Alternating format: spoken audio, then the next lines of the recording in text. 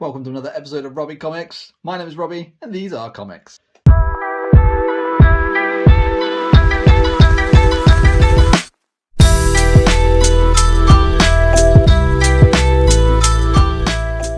Okay, so we've got a pretty hefty stack to go through today. Mostly modern stuff, but a few older books to go through as well. So let's see what we've got for this week's video. So kicking off, we've got W0rldtr33 issue 1. The James Tynion, another masterpiece in my opinion. Really liked issue 1, so much so that I bought this one, which is the recalled variant, just because it's so dark on this right side of the comic. But I also then got another issue 1. I think that's the second printing of W0rldtr33. Really interesting concept. I do like the sort of hacker cyber stuff that the story's kind of centered around. So kind of interesting to see how that continues. And I have added it to my pull list, so we'll see how that plays out. And then we've got in my last video I said that I got issues, so like I think it's like 1 to 6 of Ms. Marvel, with the exception of issue 2. So there's issue 2. I didn't pay the £10 price tag. I think that was already on there, but yeah, I managed to get it on eBay for a little bit less.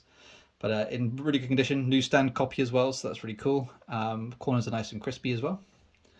But yeah, really enjoying the Ms. Marvel comics at the minute. They're really fun. Then I picked this one up just because it was really cheap, and I really like the art style on this one. But it's Black Cat issue 1 Virgin variant. I love the little pin badge of the cat down here, and you can't really see it all that well, but it is signed as well. I think the guy had about 10 of these listed on his eBay. You can just about make that up there. But yeah, the signatures didn't come out well, but as a display piece, I thought it was really nice. Great piece of artwork. So that'll probably go off my shelf. And then we've got a run of Spaceship Hulk, or I think it's called like Smashtronaut, by Donny Cates. So we've got issue 1. I love the tagline at the bottom there. What if the Hulk exists to protect us from Banner? Yeah, this is a really interesting story. I have read all the issues that you're about to see. I've read them all. I think there's another 6 or 7 left in the actual series, but that's issue 2.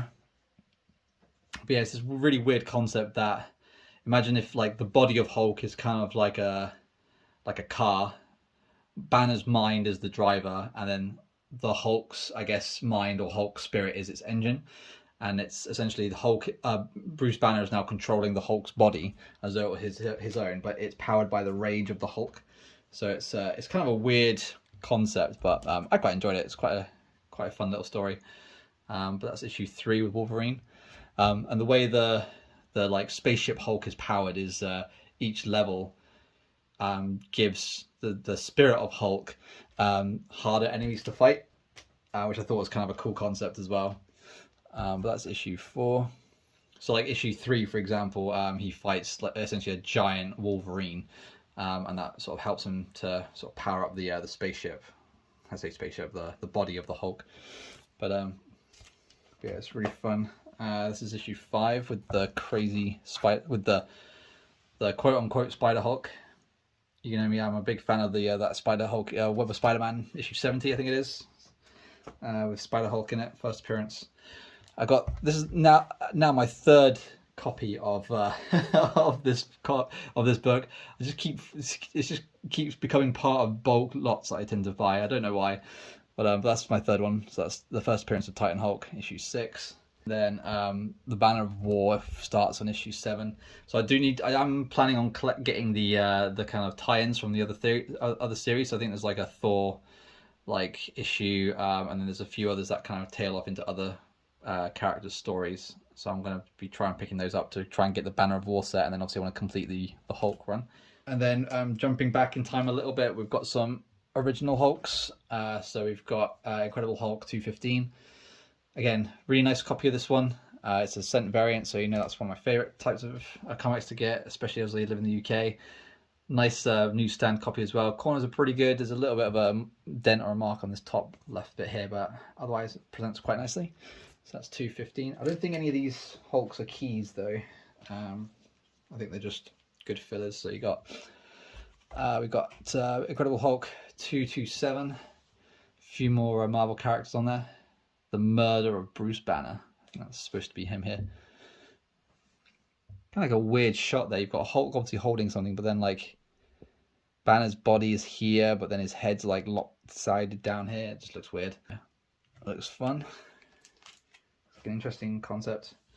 And then, oh no, second to last. So this is Incredible Hulk 229. Doc Samson on the front cover. I still need to get Doc Samson's first appearance, but I think that book's pretty pricey, so it might have to be a little while before I get that. But yeah, really nice copy.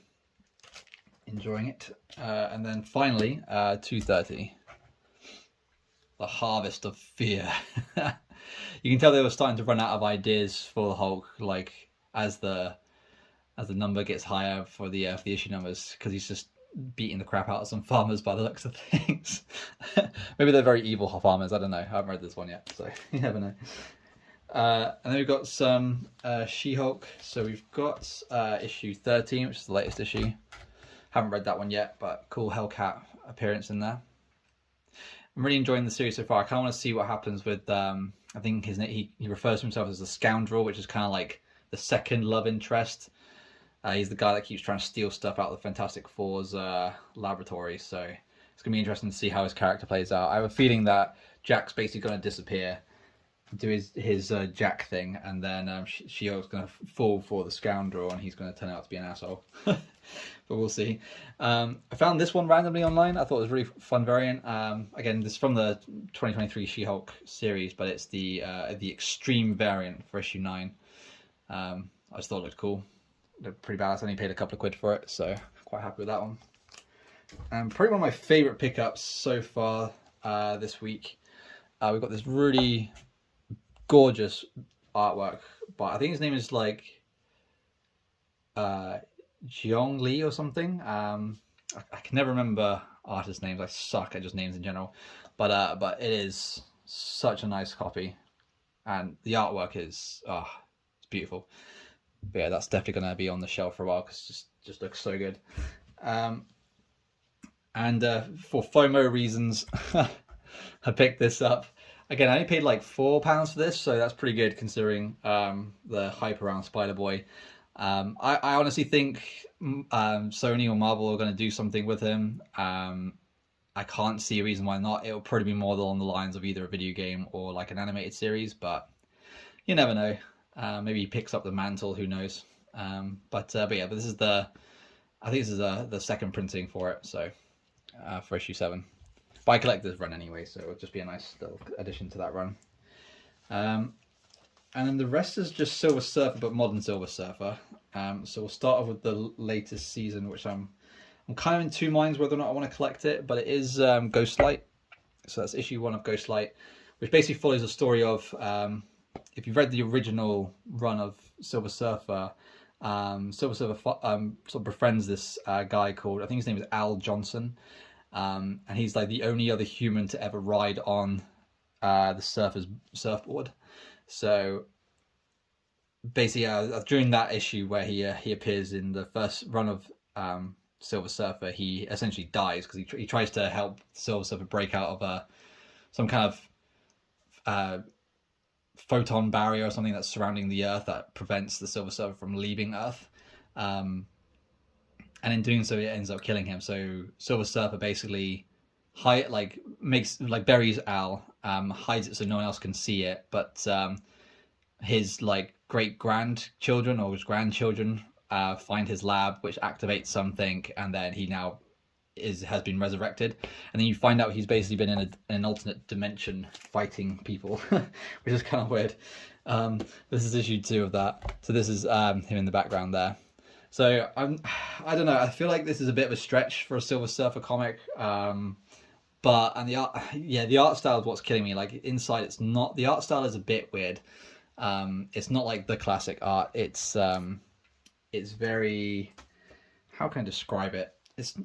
I want to say childish, but it's not childish. But it's childish in the sense that there's no real detail in the artwork, and it's just a bit clunky. It's just very basic. So this is a prime example of that. So, you know what I mean? Like it's not childish, but it's very simplistic, and I quite like detailed art in my comics. So I don't know. I think I don't know if I want to keep going with it. I might do. We'll see. That's issue 3. I always tend to get like, before I make up my mind about whether or not I want to keep something, I usually go with the first like 3 to 5 issues, just because, you know, like the first issue is the one that like hooks you in. The second issue is a bit like, is usually a bit more of people being explained or explaining the story to the people, and then from 3 and up it tends to like start to build on the actual story. So yeah, like I said, I don't know if I'll keep going with it. I might do. I'll probably just keep it running, but you never know. I'm so indecisive. And then we've got another mini Silver Surfer run, which is Communion. Again, I've not read this one. The artwork seems to vary, which is kind of nice, but yeah, I have no idea what this is about. But I basically paid like, I think it's like £5 for this lot, so you know, just over £1 a comic. Can't really go wrong with that. So that's issue 1. That's issue 2. Really nice front cover there. Issue 3, a bit more simplistic. Doesn't really look like the Silver Surfer in my opinion. It's just more like an alien. But there you go. But the issue 4 is pretty cool. It kind of makes it look like he's got wings, which is really nice. But yeah, I have no idea what the story is about. I flicked through the artwork, it looks pretty cool. But yeah, I might do a little review about that later. And then finally, this is a variant that I kind of looked at it and I was just like, holy shit, I just want this as a piece of artwork for my wall. But this is essentially Silver Surfer Rebirth issue 1. But this is the Felipe Masafira Virgin variant, which just looks so dope. It looks so nice. Like I don't know what it is. Like I've never really been a big Silver Surfer fan. Like I've been getting into him more recently. And I really want to collect some more of his stuff. Like I've read obviously the Silver Surfer line from the Annihilation series, because that's just totally awesome. But yeah, I've not really looked or read much about the Silver Surfer, and I don't know. This front cover just looks sick, and it's got the COA on the back as well. It's 768 out of 800, so that's pretty dope. But that is it for today. That's all the books. Okay, so I hope you enjoyed the comics today. I know I did. The variants and the Virgin variants I'm absolutely in love with. I've definitely got that itch now. I want to collect as many Virgin variants as possible for like the characters that I enjoy. So I might get a few more She-Hulk, some Hulks. I doubt there's any Godzillas out there, but you never know. I might be able to find a Virgin Godzilla variant. That'd be pretty dope. And probably get some Poison Ivy in there as well, so we'll see how that goes. But yeah, thanks for sticking around. As always, thank you so much for watching. If you like what I'm doing, please hit the like button and subscribe to the channel. It helps me out a bunch. And until next time, peace out and stay crispy.